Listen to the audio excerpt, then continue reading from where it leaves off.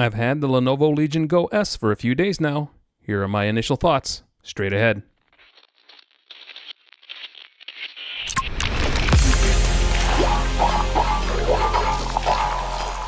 Hey guys, it's Alex from TECHAERIS. I am back with the Lenovo Legion Go S for a few initial thoughts about the hardware and some of the performance.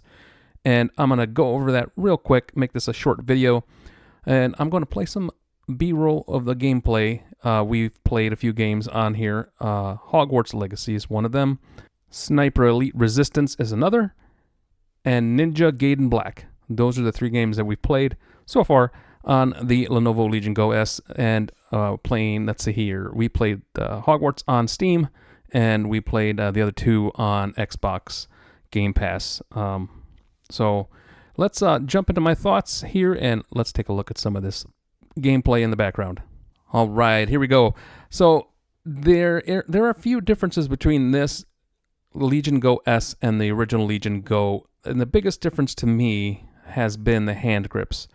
The hand grips on the Go S they're fine and they're comfortable, but not as comfortable as the Legion Go, the original. And I feel, you can see that the grips on the Go are much deeper. They're wider, for lack of a better term. So it allows my fingers to go in and get a good clench on the device. On the Go S, it's built more like the other gaming handhelds that are out there. The grips tend to be a little slippery and not as deep, not as angular for me, for where my hands can really get in there. So it's not that I don't like this device. I love it. The Go S is great.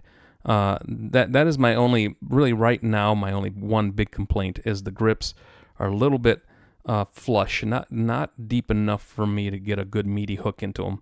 And my hand, especially my right hand, tends to slip quite a bit. I don't know why that is, but I just feel like the grips on these, the texture on there could be better to help keep your hand in place. Let's talk a little bit about the fan noise. There is quite a bit of fan noise on this, but the Legion Go also had fan noise. It was not. It's part of playing games, but the unit itself didn't seem to get too overheated. The cooling efficiency seemed to be really good, so I didn't have any problems where anything felt warm or like too hot to touch or to mess with. So it was all good for me. I enjoyed it. The cooling aspect of it, the noise of the fans, yeah, that can get on your nerve a little bit, but it's not too bad. The triggers and the bumpers they feel like an Xbox controller. It's perfectly great, and there's nothing wrong with those at all. I enjoyed the triggers. I like playing Sniper Elite. That's one of my favorite franchises. So it was very easy to aim and very easy to do the trigger pulls with these triggers and bumpers. So not an issue there at all. And the sticks themselves, they have the Hall effects, of course. They were perfectly awesome.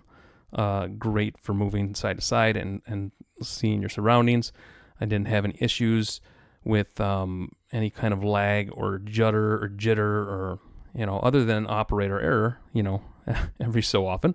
I think we have all had those situations where we're like, oops, I didn't mean to do that, but I did it anyway. So the D-pad is also a really, to me, a great improvement. This new D-pad is better than the one that's on the Go. The 8-way D-pad really does, I think, help with gameplay and gives a lot more flexibility for the players who use the D-pad a lot, and where there's games where you actually need to use the D-pad more than you use the stick. So it works really nice. Again, it's very much like an Xbox controller. So if you're an Xbox gamer, you use Xbox controllers on your PC, you will be at home here. You will be very familiar with this. It won't be a problem. As far as all the other buttons and switches, all works great. Everything is tactile and good feedback on there. The little mouse pad, the little touch pad there, it's not a big deal. I know that some people might be worried it's so small. What's how can you even use it? It's usable, though you're never going to use it other than to navigate around the Windows interface. And if you're doing updates on the Windows interface, or you're going to Microsoft Edge to download something, or you want to navigate around in the Xbox Game Pass app or in Steam. But even then, you can use the sticks and the D-pad to navigate around. But still, the little touchpad works great. There's nothing at all wrong with that. I do really love that they put both USB-C ports at the top of this unit. It makes for a way better experience. The headphone jack is also up there. I don't use that very often. My son does use that quite a bit. And the micro SD card is conveniently placed at the bottom, which is good. I like having that there where it's just, you're not taking that in and out very often. So it's just fine to sit at the bottom. That's actually the best place for it. As far as the RGB, that's pretty cool. On the sticks, you can adjust that. I just did mine to do the rotation of the glows. So it's various different colors going in and out there. Nothing wrong with that. I like it. As far as the display goes, it's a great display. I think, and I have to play a little longer, and I'll have to go back to the Go because it's been a while. But I want to play the Go and then play these side by side. But I think, in my mind, the Go has, it's a larger screen, but I think it's a little brighter than this one. But I might be wrong, so don't quote me on that one yet. I want to get more into it to find out and kind of discern whether or not if that's the truth there. As far as the frames and the movement in the games, I did not experience any judder or drop frames. I am not a frame rate peeper, so I don't keep track of those things. I'm not a performance kind of guy. I'm not into, small little jitters and little frame drops don't really bother me all that much. I know it bothers a lot of gamers, so I understand that. I didn't experience that on these 3 games that we played. But you don't know. I don't know. Our gameplay is different.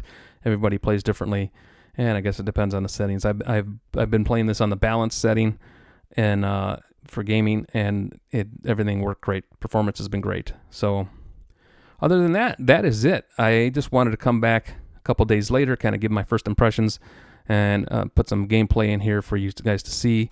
And I will have a full review on this on the site written, and I might come back with a video in the near future. I don't know yet. We will see. Definitely, when we get the Legion Go S Steam version, I will bring both of them out and kind of compare and contrast the two of those once I get one of those in. So that is the end of this video, guys. Thanks so much for watching. Please subscribe, like, comment, share with your friends, please. Let's get our subs going upwards. We already got more subs this past weekend, so we are continuing to go on the uptrend. I really appreciate everybody for doing that. Please subscribe and do all those things that we need you to do to get us noticed by the algorithm. So thanks so much for watching. Please take care of yourselves and each other, and we will talk to you on the other side.